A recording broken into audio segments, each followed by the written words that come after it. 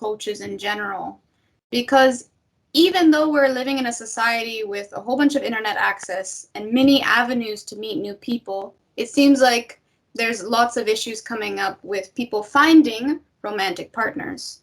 And thus the rise of these dating coaches or self-help experts have risen as well.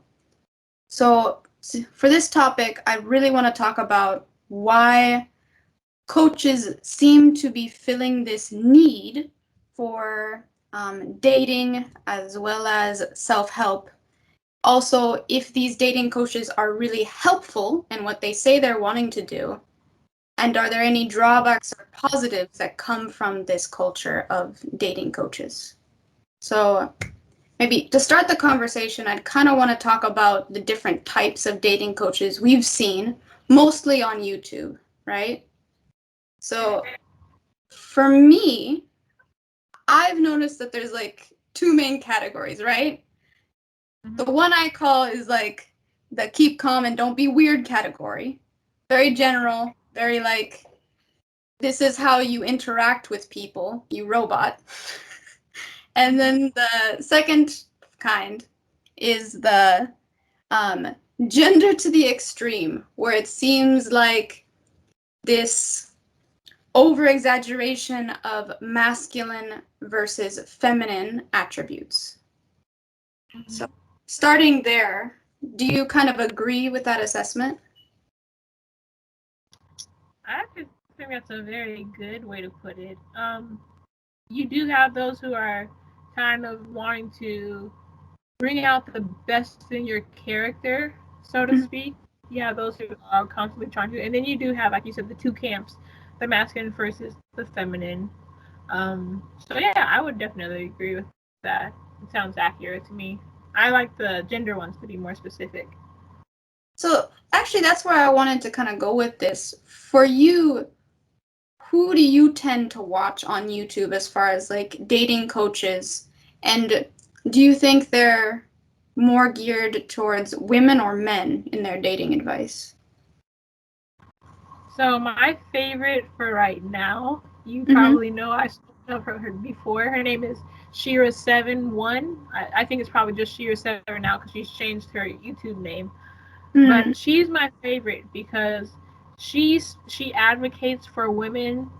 I wouldn't say necessarily to the extreme, but I know for sure she set the trend for some of the other female characters who've come up as dating coaches. They followed her advice, for example, how to remain unbothered when you're dealing with men, or how to remain feminine at all times.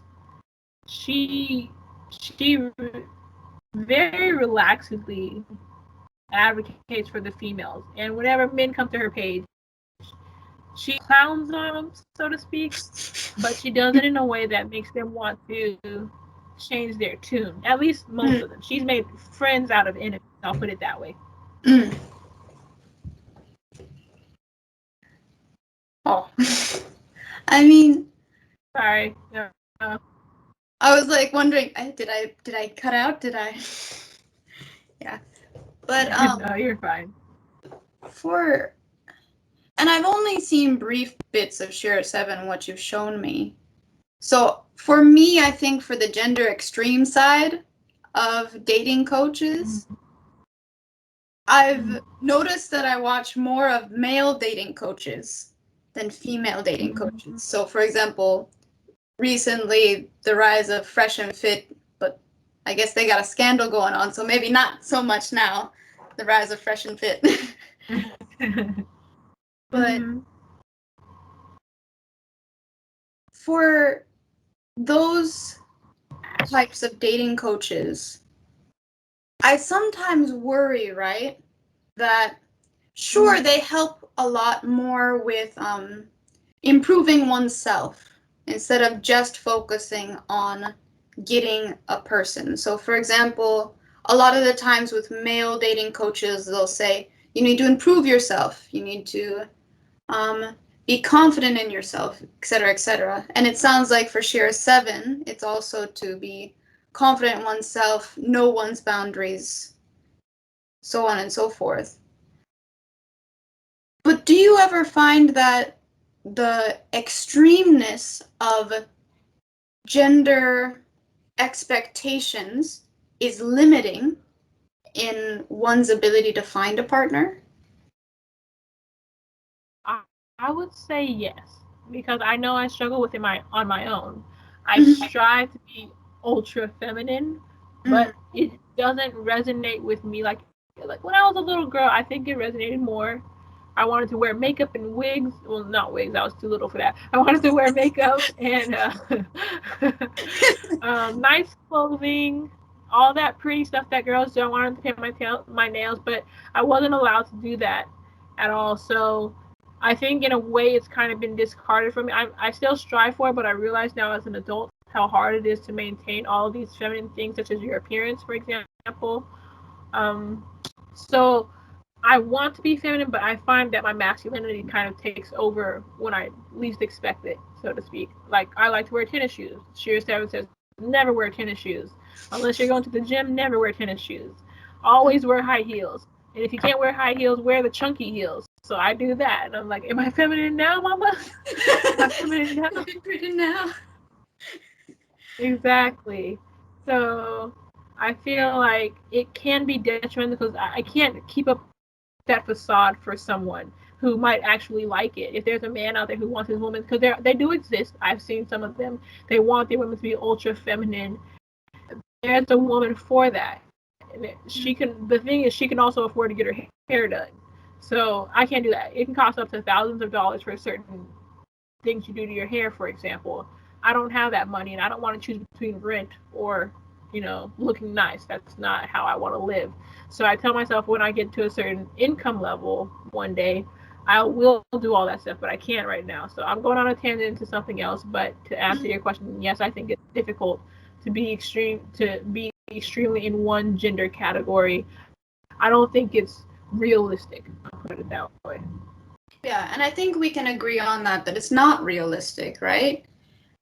And it's for a lot of the dating coaches on that camp, I think they do a good job for, I know this sounds really bad, but serial dating. Like, where you're constantly finding new people to date, new romantic interests. I think this advice can be beneficial if your goal is merely to date. But for an actual relationship, I think it's a bit lacking in its oversimplification. But I guess then I would ask, even if it gets you to the point of dating, because this is where I get a little bit conflicted, right? Because with dating coaches, it can get your foot in the door, right? But will it detract from your ability to move past that into learning new techniques to keep a relationship going? Or will the philosophy that you've gathered from these dating coaches hinder you from having a strong long-term relationship?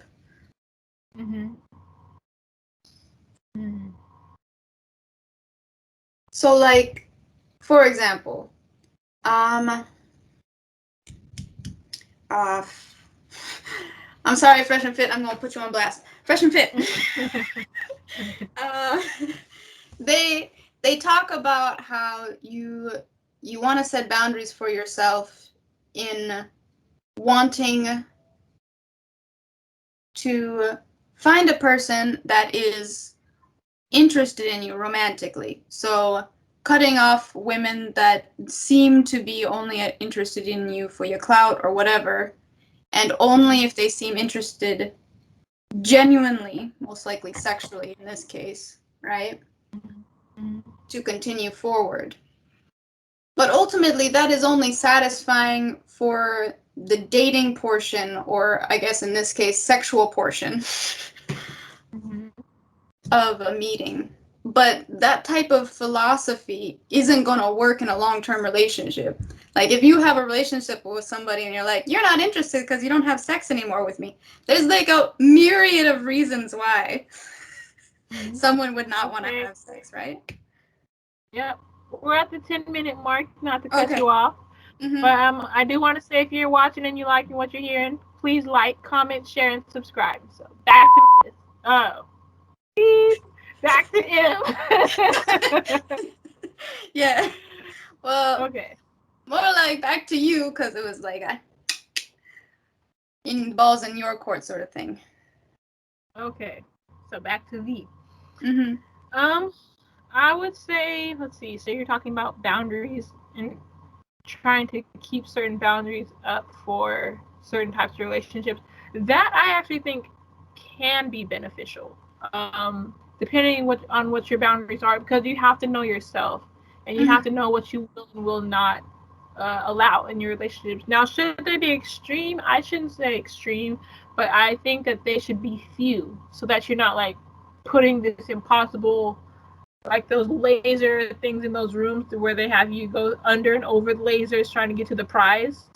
You have to go through all the lasers in this fighting room or whatever, that scene when you have spies trying to steal stuff. That's what happens when you have too many boundaries. But if you can keep like a good few, I'd say no more than 5. And I would also say it should be about values. So rather than she must have a big booty, she must, be able to do these things that can't help you in a relationship. Because her big booty is not going to help you when you're in a relationship. Her skinny stomach is not going to help you when you need to get your bills paid. I mean, unless you're planning on having her go out and work her, not like a streetwalker, but if you have her use her feminine energy to try to finesse more money somehow, some way. It's happened before, so I won't count it out. You do need to have boundaries, so I'm not against that. I just want them. There was a study done that said that it's actually values in a relationship, such as a marriage, that allows them to maintain long-term. That allows them to remain long-term is because they're going by values, as opposed to very superficial and frivolous things. That would be my only thing to say for boundaries in relationships, for example. Yeah, and I totally agree with that, right? Like, a certain set of reasonable boundaries is necessary for a relationship. But for these extreme gender dating coaches, the boundaries they're setting, kind of going off of what you're saying, don't seem like the most reasonable when it comes to long-term relationships. But for serial dating, it makes sense in a certain way. And my point was, can someone transition from this kind of serial dating philosophy into a long-term relationship? I would agree. Like, it's kind of like how to turn a hoe into a housewife. Sometimes I mean, the thing, like, well, whether you're a male hoe or a female hoe, the point is, I think that they're actually good as partners, not because they're necessarily hoes, but because of the whole lifestyle. If you take the traditional wife or the traditional husband and you just sit them, they're boring. Like, yeah, they'll be there to protect you financially or something like that, or sexually they might be there for you, almost like those biblical things where the women promise to have sex with their husbands and the men promise to provide for their wives. That's so boring and so meh. But if you get a hoe or a hoe for a housewife, for example, she knows not only sexual things, she's had to live the streets, and her mindset has been molded in a certain way. So I think it's actually more exciting, and she's more likely to be a better wife than some, I would dare say, Christian wives. I know I'm getting in trouble in these waters, but it's almost a half an hour left until 15 minutes. So just giving you a heads up. Wait, what? Half an hour left? Yeah, 20 seconds left. 20 seconds left.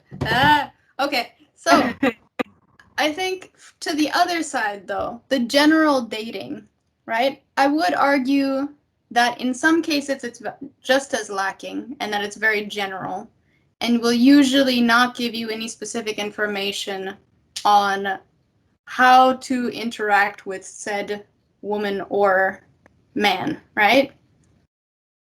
Do you find that, have you noticed any general dating coaches that seem to go past that?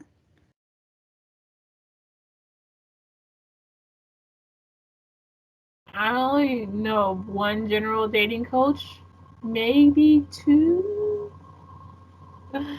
So it's kind of hard for me to say. I don't typically watch I'll say, serial dating coaches. Oh, not the serial dating, the general. Oh, the general coaches.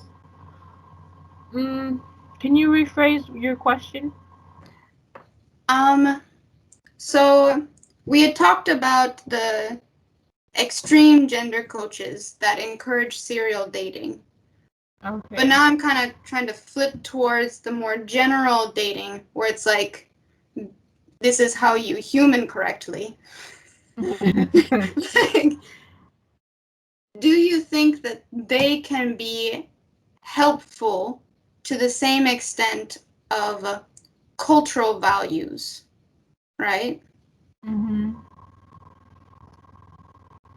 I would say so. My only caveat would be to know how to play both sides of the field. Don't just play positive Polly. You also have to know how to do the negative Nancy. And I think that's where the downfall of the general dating coaches comes in, is that they might be almost a little too positive, if that makes sense, without giving advice to the darker side of dating, like that. So that would be how I'd answer it. Oh, and can you give me an example of like the dating coaches you're thinking of? Mm, so the one who I think is a toxic dating coach, his name is, now it's called the Toxic Dating Coach, or Mindful Attraction 2.0. Either one. He's got, sometimes he has an afro, sometimes he shaves it all off, so I never know what he's got going on. But he'll give dark tactics on how to, psychological tactics on how to get your man to be with you again.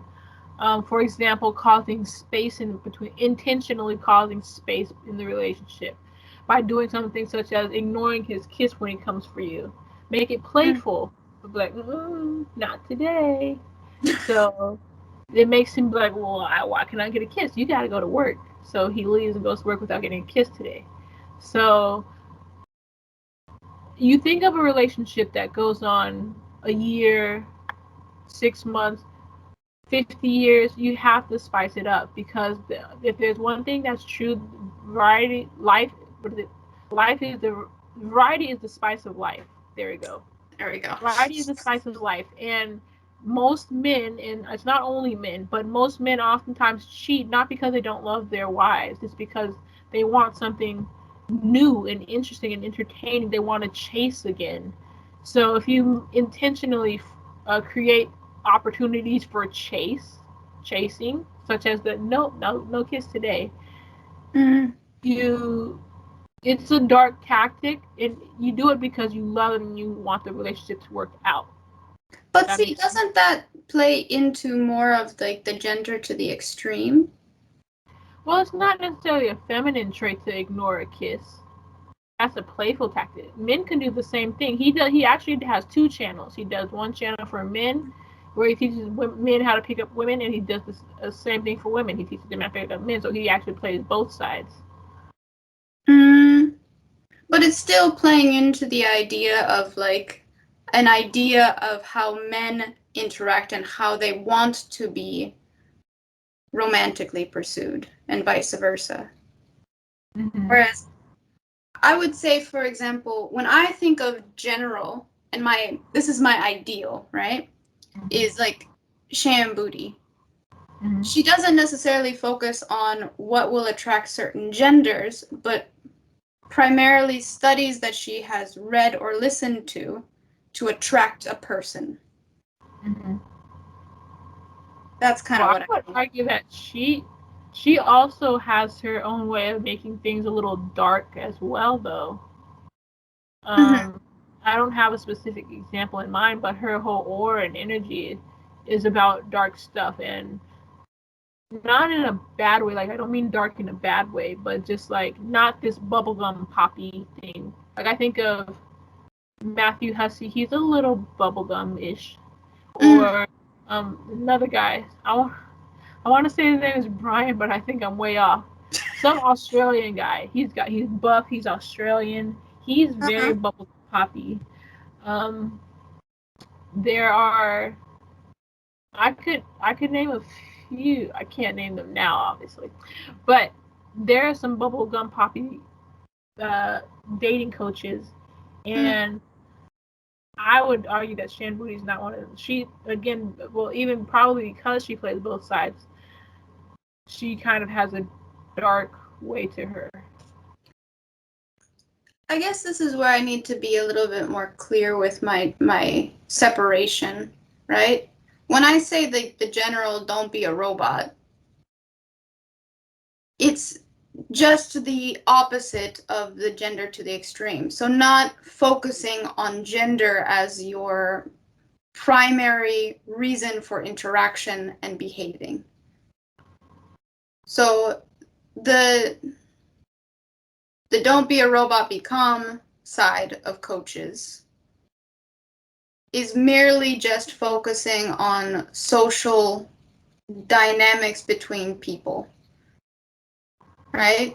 So as I said, Shan Boody, I would say, is like the 5-star version of that. But I could see where you're coming from with the bubblegum poppy stuff would be maybe 1-star version of the being as generic as possible in your dating advice. But as far as it being dark or light, I don't think it has necessarily any connection to the other camp of dating coaches. Am I being more clear? No. No? Okay. So I feel bad. You just said all that, and I'm understand. I'm taking notes. Well, my kind of to wrap this up, because how are we doing on time? We are way past. We are in 23 minutes. Okay, so kind of to wrap this up, right? I think both styles of coaching have their benefits in some way. I think gender to the extreme could have the benefit of being very uplifting for trying to tell you to improve yourself. But the downfall, I would say, is that it could be too specific and too restrictive in your dating style or the choices you make as a partner. Versus the other side of dating coaches, the don't be a robot coaches, they're at worst overly generic and unhelpful on how you could actually interact with another person. But at best, they would use studies from sociology professors or relationship experts such as Shan Boody. And what about for you? What do you think you kind of took from this conversation? Well, I like how you put the coaches in 2 camps, because I never thought of it that way. And well, I mean, I guess, you make these things out in your mind, but the way I see it is quote unquote dark and light. So as far as feeling the need for dating coaches, I think we need, like you said, both camps. We do need some people to be more specific and to tell us to rise to the occasion, but we also can't have it be too specific. We do need some of that. Even the bubblegum poppy stuff, we need that too. For example, for the keep calm and don't be weird camp. I like that saying. Mm-hmm. Don't be a robot. So,